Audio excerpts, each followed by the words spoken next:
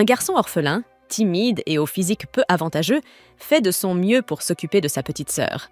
Un matin, sur le chemin de l'école, il tombe par hasard sur une amie d'enfance, la même fille qui était devenue son ennemie des années auparavant. Après avoir détruit le jardin de sa famille et disparu sans un mot, un petit garçon et une petite fille s'échangent un regard dans un champ de tournesol. De nombreuses années plus tard, dans un lycée japonais, un camarade de classe demande à Watari s'il compte rejoindre un club. Il répond qu'il ne peut pas. Il doit s'occuper de sa petite sœur qui est encore en CM1. En s'éloignant, le camarade grommelle que Watari se sert toujours de cette excuse pour éviter de passer du temps avec eux. À ce moment-là, Watari Nayato, un lycéen de 16 ans en deuxième année, est interpellé par Tokui Shigenobu, un camarade de classe qui souhaite lui parler. Un peu plus à l'écart de la foule, Tokui lui propose de rejoindre un petit groupe informel qui n'a pas encore vraiment décidé quoi faire. Une fois de plus, Nayato explique que, même s'il aimerait bien, il doit veiller sur sa sœur et va peut-être devoir commencer à travailler prochainement. Tokui lui répond que c'est admirable d'être aussi dévoué à sa famille et ajoute qu'il est lui-même très proche de son grand-père. Nayato se sent soulagé. Tokui est le seul qui ne lui parle jamais de complexe de la petite sœur. En parlant de filles, Ishihara Yukari apparaît soudain dans le couloir, demandant à Nayato s'il vient à la réunion d'aujourd'hui, puisqu'ils ont décidé de construire un parterre de fleurs. Nayato donne sa réponse habituelle. Il doit s'occuper de sa sœur. Comme ils habitent près l'un de l'autre, Ishihara promet de passer lui déposer ses notes, même s'il a décliné l'invitation. En partant, elle l'appelle « petit frère », ce qui fait complètement fondre Nayato devant tant de mignonneries. Chez lui, Nayato réfléchit à quel point sa vie tourne autour de sa petite sœur, Watari Suzushiro. Pendant qu'ils mangent un repas qu'il a cuisiné pour eux deux, il lui demande quel âge elle a eu le mois dernier. « 10 ans », répond-elle avec un éclat d'enthousiasme. Plus tard, alors que Nayato fait la vaisselle, il est surpris par l'arrivée de sa tante Tamio, âgée de 28 ans. Elle plaisante en disant que Nayato est le portrait craché de son père et ajoute que c'est une chance que Suzu tienne de sa mère, à part pour la taille. Cela dit, Tamio lui tend une enveloppe contenant son argent de poche et Nayato est choqué par la somme reçue ce mois-ci. Sa tante lui demande d'acheter quelque chose de bien pour Suzu, puisque c'était son anniversaire.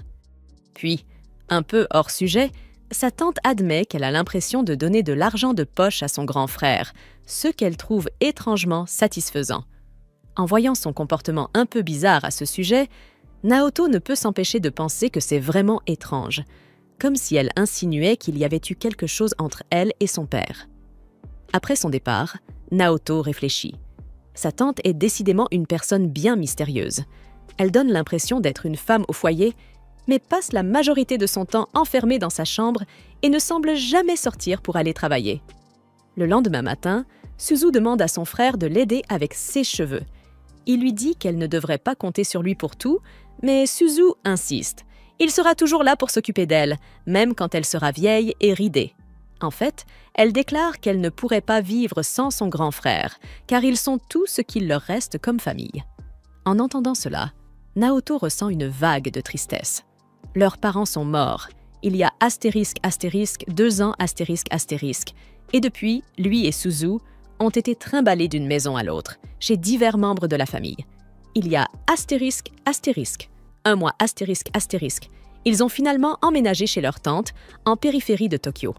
Une fois prêt, Naoto accompagne sa petite sœur jusqu'à l'école. En chemin, elle lui montre des plants de soja, les mêmes que leur mère cultivait autrefois. Naoto lui demande ce qu'elle veut pour son anniversaire. Puisqu'elle n'a encore rien reçu, son visage s'illumine, ravie à l'idée d'avoir un cadeau plus tard dans la journée. Pendant ce temps, une fille blonde portant le même uniforme scolaire marche derrière eux, et Naoto ressent un étrange malaise, sans trop savoir pourquoi. Il dit rapidement à Suzu de rentrer directement à la maison après les cours. Retour au moment où Watari disait qu'Ishihara était mignonne. Tokui lui conseille de l'oublier. Même Naoto admet qu'elle est bien trop bien pour lui. Apparemment, Tokui a entendu dire qu'elle avait même refusé une offre d'un grand cabinet de mannequins national. Et en parlant de filles magnifiques, une nouvelle élève incroyablement belle vient de rejoindre la classe voisine, Takabana Satsuki. Rien que d'entendre ce nom suffit à faire transpirer Watari à grosses gouttes. À la fin de la journée, Naoto Watari est en train de ranger ses affaires dans son casier, quand la fille blonde de ce matin-là l'interpelle.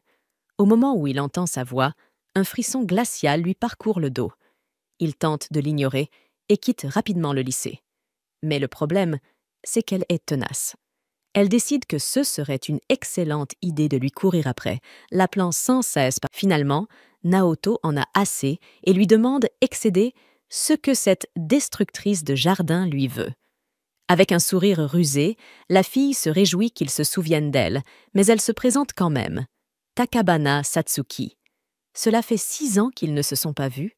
Naoto râle en disant qu'elle l'a suivi toute la matinée, mais elle le corrige. C'est depuis qu'elle a été transférée. Agacé, il lui fait comprendre qu'il ne lui a toujours pas pardonné d'avoir détruit leur jardin il y a 6 ans. Elle s'excuse, mais uniquement pour l'avoir suivi, pas pour le jardin. Passant à autre chose, elle dit qu'elle a quelque chose d'important à lui dire, mais Naoto invente un prétexte pour s'échapper. Satsuki proteste qu'il la traitait bien mieux avant, et il admet que c'est uniquement parce qu'elle avait soudainement disparu de sa vie.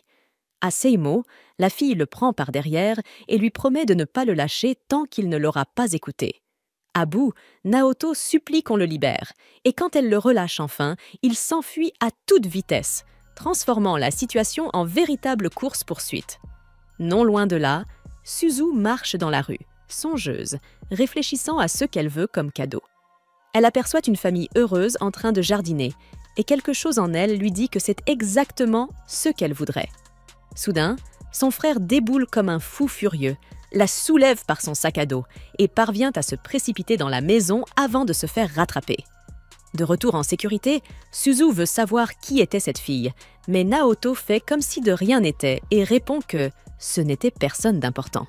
La petite fille finit alors par révéler ce qu'elle veut vraiment, un jardin pour pouvoir planter des légumes avec son grand frère. Un peu gêné, Naoto tente d'expliquer qu'ils n'ont pas de terrain pour ça, mais Suzu insiste. Il n'a qu'à en acheter un, tout simplement. Et là, sans prévenir, tante Tamio surgit, apparaissant sinistrement derrière une porte, et propose son arrière-cour pour leur potager, vu qu'elle ne l'utilise jamais et qu'elle est complètement envahie par les mauvaises herbes.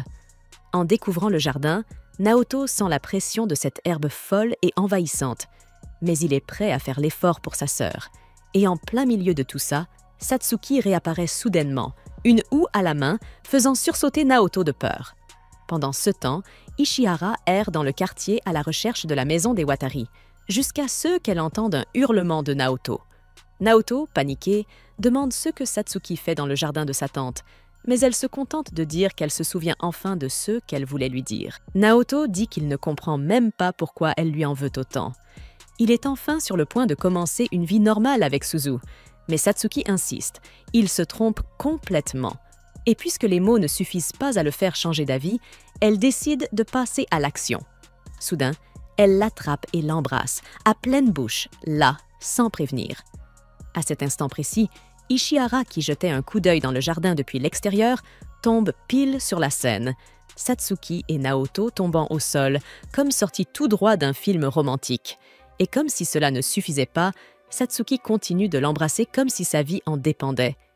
Et pour dire vrai, Naoto ne peut pas vraiment dire qu'il n'aime pas ça. La suite, c'est lui se réveillant en pleine nuit, dans son lit, avec pour seul souvenir d'avoir perdu haleine dans le jardin. C'est là que sa tante fait irruption dans sa chambre, le traitant de pervers et jurant de le mettre dehors s'il ose encore faire ce genre de choses dans son jardin. Le matin venu, Naoto accompagne Suzu à l'école et tente de lui expliquer que cette fille blonde, il ne se passe rien du tout entre eux. Mais Suzu, visiblement jalouse, ne veut rien entendre de ses excuses et décide de remettre le jardin en état elle-même. Elle s'élance, laissant son frère perplexe, surtout parce qu'elle ne semble pas du tout se souvenir de Satsuki.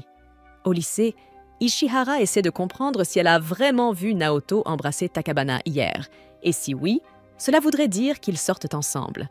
Comme par hasard, Naoto arrive à ce moment précis, s'excusant d'avoir manqué la réunion d'hier et expliquant qu'il ne pourra pas non plus venir aujourd'hui.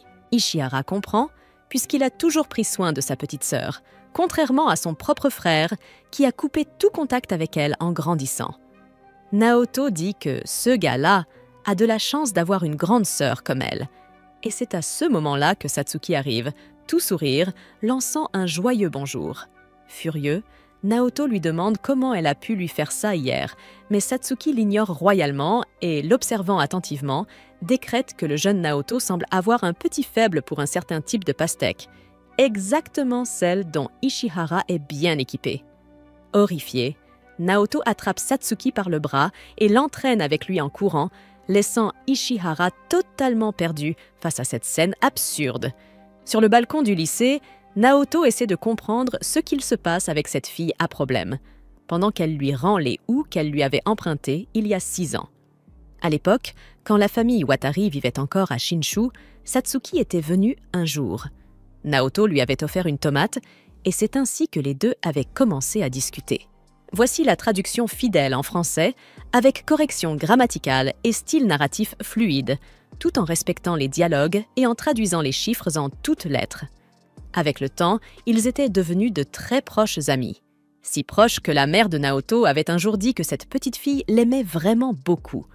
Mais un jour, sans prévenir, Satsuki détruisit le jardin des Watari, puis disparut, juste comme ça.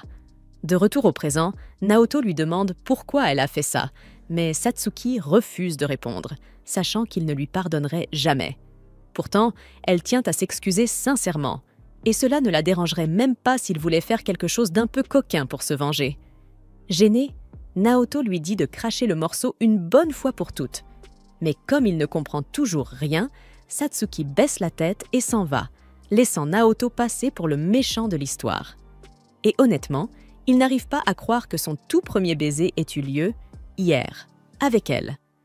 Plus tard, encore au lycée, Tokiwi demande à Naoto de l'aider avec quelque chose dans la salle audiovisuelle, et Naoto est surpris de voir Ishihara là aussi. Sur le chemin du retour, il a le moral à zéro. Ishihara a évité son regard toute la journée, elle qui, depuis le lycée, a toujours été son réconfort. Et maintenant, Satsuki a tout gâché. Parler du diable. Satsuki apparaît, portant Suzu sous le bras, celle-ci ayant le genou éraflé, ce qui fait croire à Naoto qu'il s'est passé quelque chose de grave. Il attrape sa houe et ordonne à Satsuki de relâcher la petite, mais celle-ci reste campée sur ses positions. Elle sait très bien que Naoto ne lèverait jamais la main sur une fille. Alors, elle repose calmement Suzu. Et Suzu explique que la grande l'a juste ramassée après sa chute. En plus, elle a réussi à la convaincre de l'aider avec le jardin. Naoto est confus. Sa sœur n'était-elle pas jalouse? Mais la petite lui explique qu'elle s'est souvenue que Satsuki était la fille qui vivait autrefois chez eux, à Shinshu, alors ça ne la dérange pas s'ils sont amis. Satsuki rentre donc avec les 2 frères et sœurs, toute excitée à l'idée de leur donner un coup de main, affirmant qu'elle s'y connaît bien en jardinage, puisque, selon elle, le jardin de Shinshu lui appartenait avant de devenir celui de la famille Watari. Naoto est abasourdi par cette révélation, mais avant qu'elle n'en dise plus, Ishihara arrive et lui demande s'ils peuvent parler en privé. Le lendemain, les deux se retrouvent seuls dans un supermarché. Ishihara lui dit que les autres n'ont pas pu venir. Pendant ce temps, Suzu et Satsuki s'occupent du jardin, et la petite fond en larmes, pensant que son frère l'a peut-être oubliée. La veille, Ishihara avait dit que le comité avait décidé d'acheter le matériel pour les plates-bandes et qu'il devrait aller faire les courses après les cours le lendemain.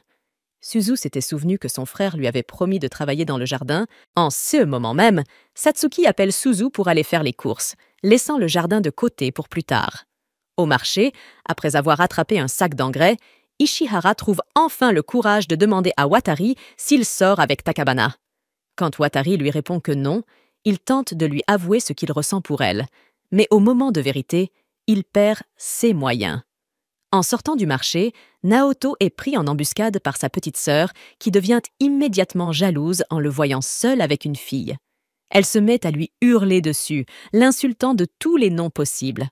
Pour la calmer, il lui montre la petite houe bleue qu'il lui a achetée, sachant que Suzu n'est pas fan des couleurs trop féminines comme le rose.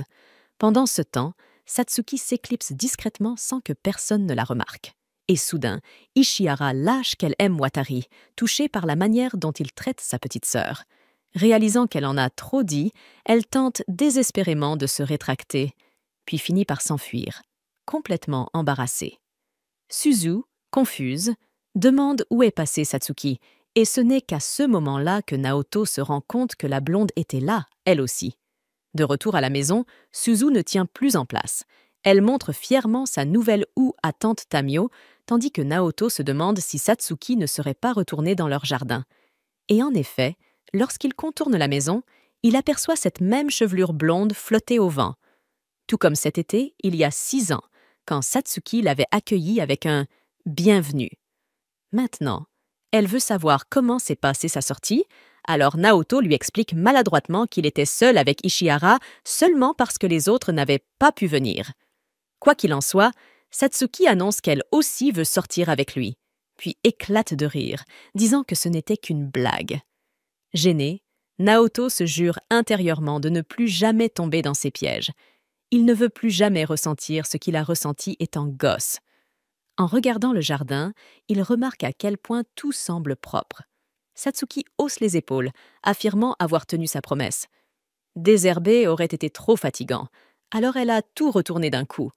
Sans la moindre gêne, elle annonce qu'elle va se changer parce qu'elle est trempée de sueur et commence à enlever son haut, en plein milieu du jardin. Naoto la stoppe juste à temps. Mais quand tante Tamio ouvre la porte qui donne sur le jardin, Naoto, qui avait perdu l'équilibre, est sur le point de tomber droit sur la petite tornade blonde qui lui avait déjà causé tant d'ennuis autrefois. Tante Tamio avait été très claire. Elle ne tolérerait plus ce genre d'idiotie dans sa maison. Résultat, Naoto se prend une sévère engueulade, accompagnée d'une correction bien sentie.